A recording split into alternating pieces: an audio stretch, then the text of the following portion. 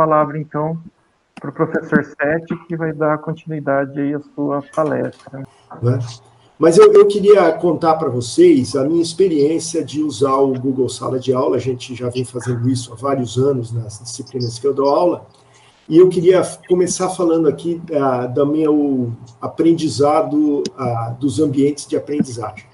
Então, quando o Moodle apareceu aqui na Escola de Engenharia no campus de São Carlos, eu fiz um curso, mais ou menos uma semana de aulas lá no antigo CISC, acho que mudou o nome agora, tem um outro nome, para aprender a usar o Moodle. Era uma coisa muito complicada, era difícil de criar as disciplinas e tudo mais, não é nada do que tem no E-Disciplinas hoje, não é? E aí, na verdade, eu nem cheguei a usar muito o Moodle, não é? Nós tentamos implementar o Moodle, e depois do Moodle eu passei para o TIDIA, o aprendizado eletrônico, e durante vários anos a gente usou o TIDIA, e quando a USP assinou o convênio com o Google, a gente mudou estava começando o Google Sala de Aula, o Google Classroom, e a gente começou a usar, eu e o professor André Luiz Cunha, nós passamos a usar na disciplina que a gente dá aula, que é a disciplina STT 408, é uma disciplina obrigatória do curso de Engenharia Civil.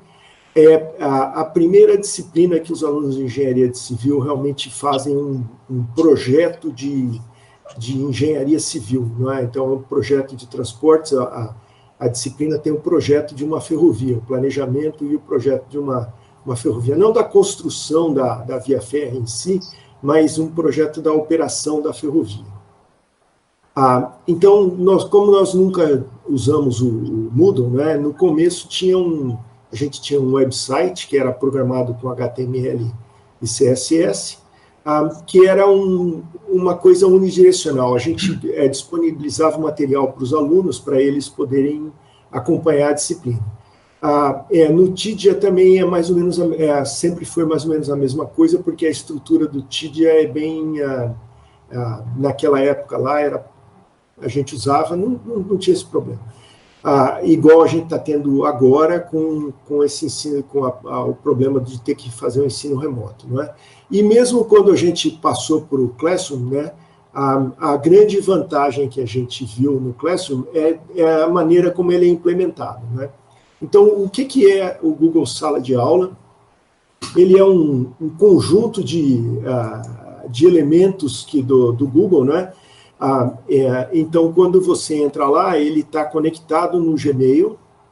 Então, os alunos que têm um e-mail da USP, eles têm maior facilidade para entrar nas disciplinas, não é?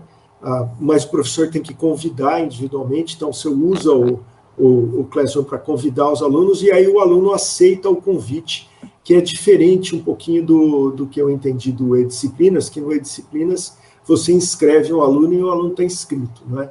No sala de aula, quando você chama o aluno, ele tem que aceitar o convite. E, ao mesmo tempo, isso aí está ligado com a agenda do Google, que é para você controlar a entrega de exercícios, de trabalhos e tudo mais e tal, e o aluno também fica sabendo. Por outro lado, o material que você fornece para os alunos, ele fica armazenado no Google Drive, né? Ou você pode usar qualquer outro site, né? Então, você pode usar o e-aulas da USP, pode usar e-books, pode usar qualquer outra coisa que esteja na internet, né?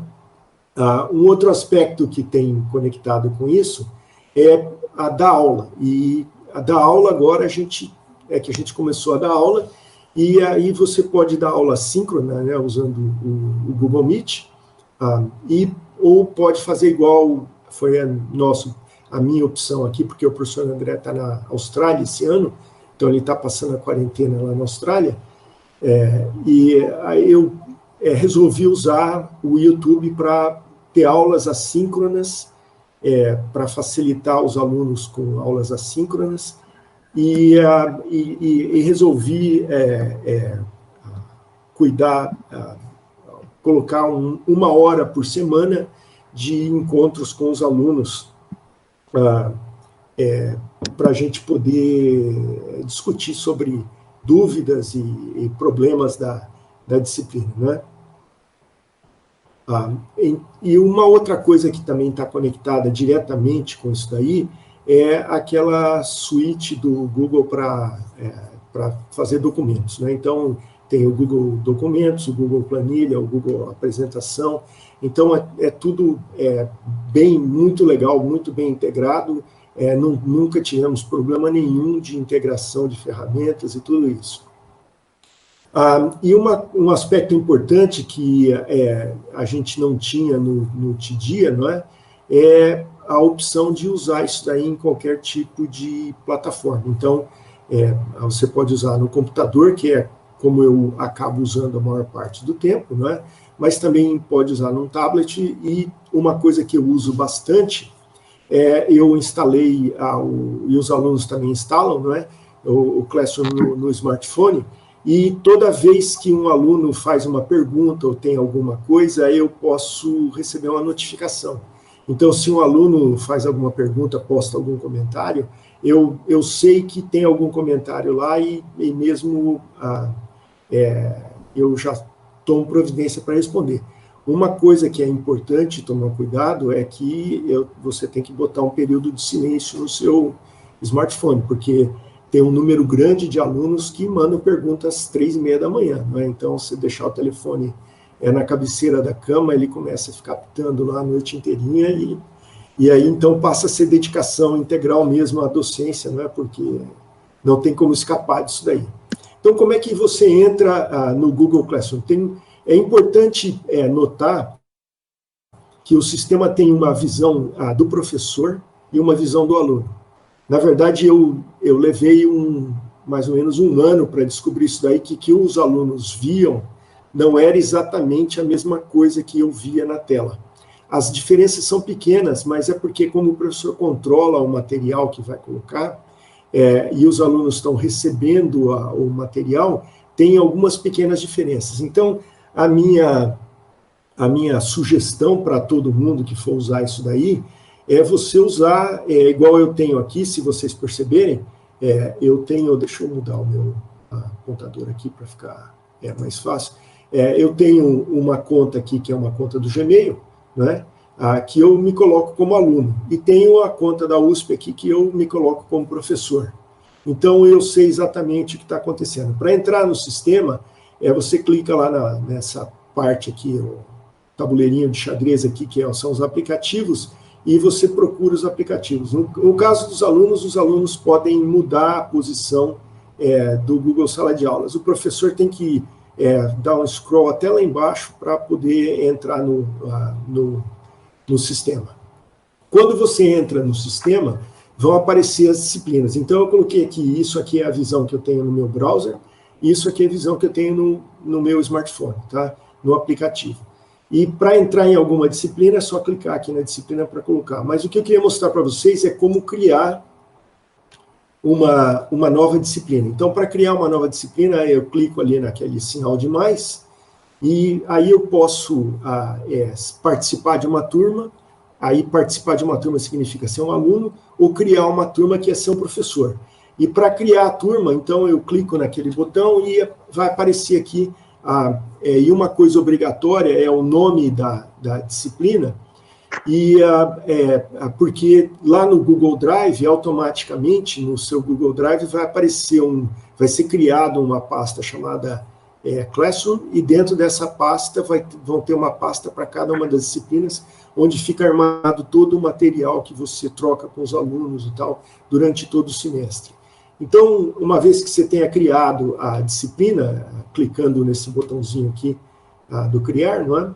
Você pode, então, entrar numa disciplina. Então, entrando numa disciplina, por exemplo, vamos ver, entrando nessa disciplina aqui, que é uma disciplina da pós-graduação, o que aparece inicialmente é o mural. E o mural é onde você pode postar mensagens para os alunos, e os alunos podem postar mensagens para toda a classe, né?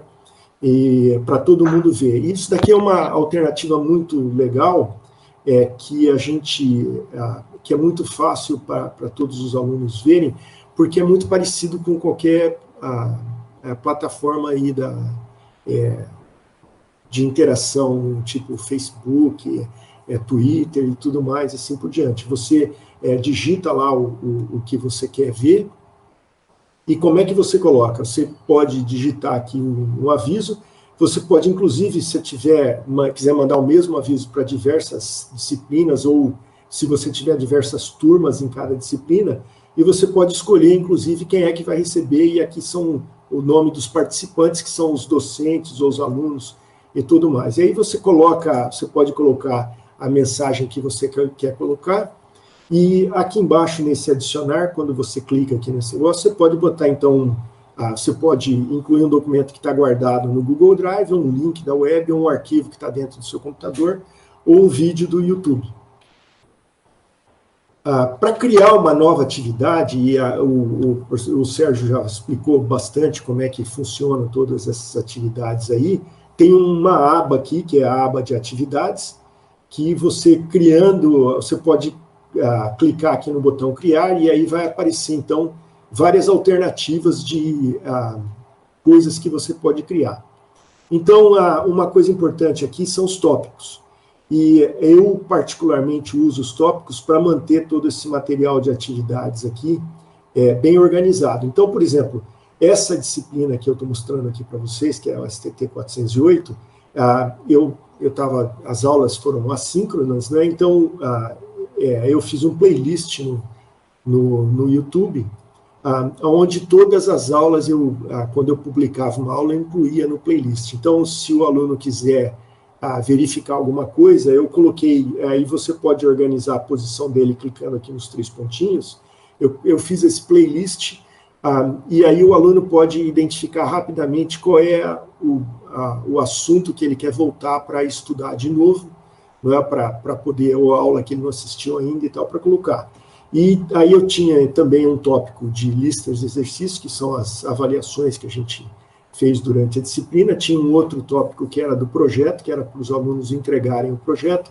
Então, veja só, esse tópico aqui é um material, tá? Então, o material é um material para estudo, de alguma maneira, e aqui ele aparece apenas a data em que ele foi atualizado aqui da última vez. Na lista de exercício, eu vou mostrar como criar uma, aparece aqui a data que tem que ser entregue, tá? E assim por diante. Então, quando o aluno vai entregar um exercício, ele usa isso daí para entregar o exercício. Então, para criar uma atividade de avaliação, eu clico naquele botão criar lá, e aí vai aparecer aqui o que é a atividade. Então, dentro dessa atividade aqui, eu vou ter que colocar qual é o título. Então, nesse caso aqui era a primeira lista de exercícios, né? Então coloco umas instruções e adiciono o material. Então, as nossas listas de exercícios, como elas são relativamente complexas, tem muita informação e tudo mais e tal, eu preparo num documento separadamente, né? E eu incluo esse documento aqui como um arquivo do meu computador, então fica um documento adicional para ser colocado lá. Né? E aí outras coisas que vão aparecer aqui, que você tem que colocar, para quem que você vai mandar essa atividade. Então, eu poderia, se eu tivesse várias turmas na mesma disciplina, ou várias disciplinas que usariam o mesmo material, eu posso escolher todas as disciplinas que vão ser colocadas clicando aqui nesse botão. E aí eu também posso escolher quais são os alunos que vão fazer essa atividade.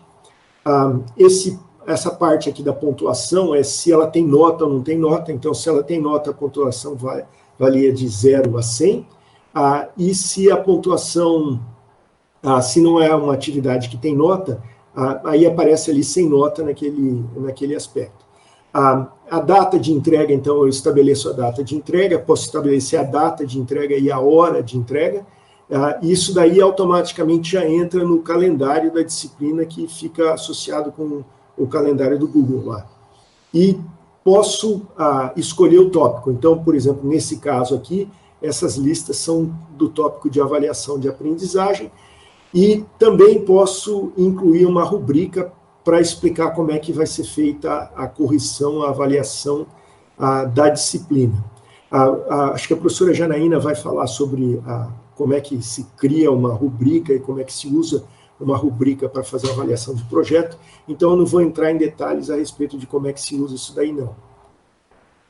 A verificação do plágio aqui, apesar de estar colocado aqui, só funciona para os textos que forem escritos em inglês, usando o Google Documentos por enquanto, né? Acho que futuramente deve ter mais, deve passar para outras línguas aí. Uma outra alternativa que você pode também fazer, você pode usar o botão aqui de criar, e aí você pode usar qualquer um desses aplicativos aqui do browser, que tem no Google, no Google Suite lá, que são os documentos, apresentações, planilhas, desenhos e tudo mais que você quiser colocar para fazer isso daí. Então, uma vez que está tudo pronto, e eu clico aqui no botão de criar atividade, vai aparecer 3 opções aqui, que é criar atividade. Se eu clicar nesse botão, então, imediatamente, todos os alunos, ou todas as pessoas que vão receber essa atividade, são comunicadas. E, então, quem tem no aplicativo recebe um aviso no smartphone que tem uma nova atividade para tal disciplina e o prazo para fazer isso daí. Uma outra alternativa que eu usei bastante nesse semestre foi deixar programado para se lançar, para isso aí aparecer uma determinada hora, data e hora, não é? E enquanto você está preparando, se não está tudo pronto, você salva aqui o rascunho para poder criar isso daí depois, não é? Então, uma vez que você tem as atividades, o que aparece para o professor? Então, o professor vê uma lista desse jeito aqui, onde tem todas, como você organizou, né? Então, aqui no meu caso, está organizado por listas de exercícios. Depois eu posso mostrar para vocês como é que funciona, entrando direto lá no browser, né?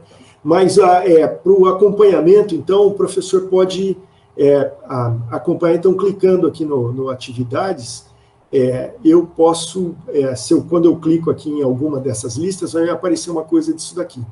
Então, o que significa, o que significam essas coisas? Então, esse balãozinho aqui com o número do lado significa que tem 4 comentários aí feitos nessa lista aí de exercício, não é que enquanto não chega a data de entrega, normalmente esse número vai aumentando, não é? Nesse caso aqui, quando eu tenho que descer, rolar um pouquinho para baixo para começar a aparecer o campo lá onde eu posso clicar nas atividades, mas quando eu clico lá no campo de comentários, vai aparecer aqui as perguntas que os alunos mandam para fazer isso daí. E esses comentários, o aluno pode escolher se ele quer fazer um comentário privado, que é só o professor que lê, ou se ele quer fazer um comentário público, uma pergunta pública, né? No começo eu estava com um certo problema, porque os alunos estavam só fazendo perguntas privadas, né? Então, significa que você tem que responder diversas vezes a mesma pergunta. E aí mas no final do semestre eu comecei a explicar para eles que uma pergunta pública é igual quando você faz uma pergunta na sala de aula. Então, mesmo o aluno que ainda não teve aquela dúvida, ele escuta a resposta, e aí provavelmente ele não vai ter essa dúvida no futuro, né?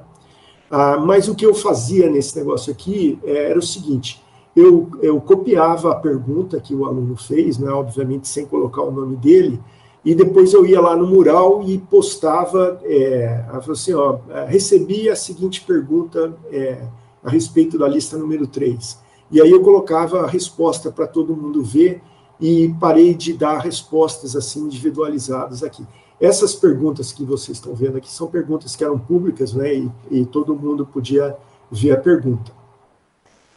Uma outra coisa que o aluno também tem a opção é de, você pode mandar um e-mail direto para o aluno, e o aluno pode mandar um e-mail direto para você, mesmo se ele não souber qual é o seu e-mail, tá?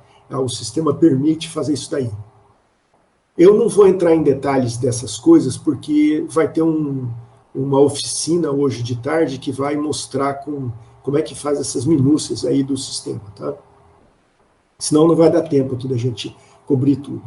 Então, quando os alunos entregam os trabalhos, isso aqui eu tenho na lista aqui, eu tenho um placar que me diz quantas listas que já foram entregues e que eu ainda não corrigi, quantas listas que ainda não foram entregues, né, quantas avaliações ainda não foram feitas, e aqui quantas, nesse caso aqui, quantas eu já tinha corrigido, não é?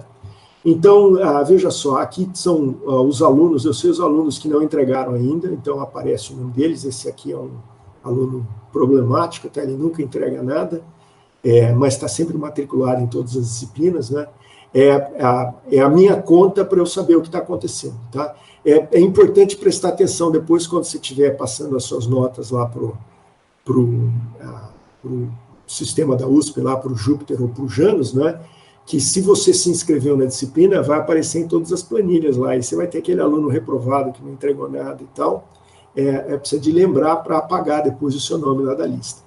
E com os alunos que já entregaram, né, aparece então aqui um painel que tem, nesse aqui, como eu usei uma disciplina que já terminou, então todos eles já têm uma nota aqui, porque eu já corrigi todas as atividades, senão vai ficar aparecendo uma coisa, não vai aparecer que foi entregue só ali naquela tela. Então, se eu clicar, deixa eu só voltar aqui a página, se eu clicar em um desses daqui, por exemplo, se eu clicar nesse exercício aqui, no que o aluno entregou, então veja só, ele entregou 2 anexos, né? Ele entregou esse texto aqui, mais 2 outros arquivos. Isso daqui vai aparecer. Então, isso aqui é uma tela de nesse semestre aqui, particularmente, eu dizia para os alunos que eles podiam resolver os exercícios na mão e e mandar um PDF, né, usando qualquer um desses aplicativos aí para fotografar a folha de exercício e mandar. Uma coisa interessante é que você fica sabendo tudo o que aconteceu. Então, por exemplo, essa lista de exercícios aqui foi entregue no dia 23 de junho, às 6h18 da manhã. Então, está vendo porque é importante desligar, botar um blackout lá no seu celular, lá um período que ele não fique emitindo notificações, porque senão o meu telefone teria apitado lá às 6h18, quando esse aluno aqui entregou a lista. Ele entregou uma lista num PDF, não é? Eu posso botar a nota dele, preencher esse campo aqui, colocar a nota dele, quando eu estiver corrigindo, se eu quiser adicionar algum comentário no exercício para o aluno ficar sabendo, eu posso clicar nesse botãozinho que tem aqui, não é? Que vai incluir, então, no PDF dele os comentários. Então, o que vai acontecer é o seguinte, vai abrir, vai me dizer aqui para eu destacar uma área para eu fazer um comentário, então eu posso destacar a área que é onde tem um erro ou alguma coisa que eu queira comentar, e aí eu posso escrever o comentário. E ele avisa aqui, ó, que esse arquivo aqui, então, qualquer pessoa que abrir o arquivo vai ver os comentários. Se eu quiser mandar um comentário particular para o aluno, eu posso usar esse campo aqui, ó, e aí só o aluno que vai conseguir ver o comentário que eu estou enviando para ele, né? Aquele ali fica, o aluno vai poder baixar o arquivo de volta com os comentários, uma coisa mais ou menos padrão. E se for também um Google Docs ou uma planilha, alguma coisa assim, também faz. O pessoal, os alunos da minha disciplina, eles usaram muito planilha e muito Google Docs para mandar as respostas. Funcionou muito legal durante todo o período aí da pandemia, a gente não teve problema nenhum. Então, dá para ver aqui, ó, que são 7 páginas que é a resposta dessa lista de exercício aqui que o aluno fez, né? E aí, quando eu termino, coloquei a nota, tudo mais e tal, eu clico aqui nesse botão, que então devolve para o aluno, então ele avisa para o aluno que eu corrigi a lista dele. Então, a partir desse ponto, que eu colocar a devolução, aí o aluno não pode mais fazer nenhuma entrega, tá? Então, até esse ponto, mesmo depois de já tendo passado o prazo de entrega, tudo mais e tal, o aluno pode mandar a lista de exercício, mesmo se já já passou. Você vai ter um aviso dizendo que ela foi entregue, que ela foi entregue com atraso, mas quando eu mandar a nota, aí o aluno não pode mais entregar o exercício, né? Uma coisa interessante é que depois, quando eu voltar para lá, eu vejo toda a nota aqui, então tá vendo, ó, esse aqui mandou com atraso. Esse atraso aqui, vocês estão vendo que ele tirou, que esse aluno aqui tirou 100, né? O atraso foi provavelmente porque estava marcado para ele entregar até a meia-noite de um determinado dia, e ele entregou a 1h da manhã, né? Então a gente dá uma margem de tolerância, porque às vezes tem aluno que tem a internet para de funcionar e tal, né? Então nessa época que a gente usa um pouquinho de tolerância aí para esse tipo de atraso. A minha experiência pessoal é que assim, 80% dos alunos entregam as listas umas 3 ou 4 horas antes do prazo limite, né? E tem alguns que entregam assim, bem em cima da hora, tudo mais e tal.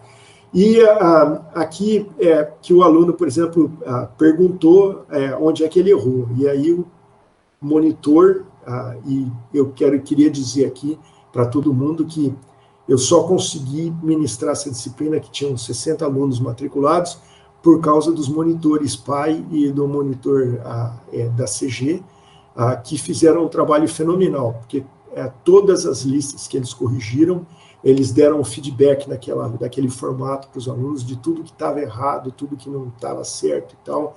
A gente tem um projeto muito grande ao longo da disciplina, que exige 3 entregas ao longo da disciplina, e o pessoal tem direito a rever os problemas que foram criados, porque a ideia é fazer um projeto de engenharia. No projeto de engenharia, você tem o cliente, e quando você faz alguma coisa e o cliente não gosta do que você fez, ou tem algum problema que não permite ser construído, o projeto tem que ser revisto. Então, a gente dá uma alternativa dos alunos consertarem, e aí a gente melhora a nota daquela parte do projeto lá no final, para recompensar aí o esforço que o cara tem de ter que voltar atrás e consertar os problemas no projeto. Não é obrigatório, mas os que querem fazer isso, quase todos os alunos fazem isso daí, porque, na verdade, eles aprendem engenharia fazendo projeto. E para aprender, você tem que errar. E eu acho que errar não é nenhuma coisa vergonhosa, porque é a primeira vez que eles estão fazendo. Então, eles têm o direito de cometer o erro e têm o direito de consertar o erro. Porque a gente só aprende errando. Se não errar nada, daqui a pouquinho está tudo esquecido. Mas quando você não consegue fazer alguma coisa e fica errando e tentando descobrir, na hora que você descobre como é que faz o negócio da maneira correta, nunca mais esquece. Então, isso aí, historicamente, a gente tem, desde a época que o professor Widmer ministrava a disciplina comigo, a gente sempre incluiu essa parte de correção dos problemas no projeto, e tem uma entrega final, então, que é o relatório final do projeto, que é o projeto completo, com todas as correções feitas. A filosofia dessa disciplina aqui, que a gente está tentando reproduzir o que acontece na vida do engenheiro que trabalha com projetos de transportes. Não é? Uma outra coisa que você pode ver também é o quadro de notas. E eu já estou chegando no finalzinho aqui da minha apresentação, não sei como é que está o problema do horário aqui, a gente tem mais alguns minutinhos aqui para seguir. Então, o quadro de notas é uma coisa que meio, na minha opinião, não faz muita lógica aqui no sistema, né? E o quadro de notas aparece quando eu vou em uma das listas de exercício. Então, se eu clicar aqui no Notas, eu vejo a nota de todo mundo.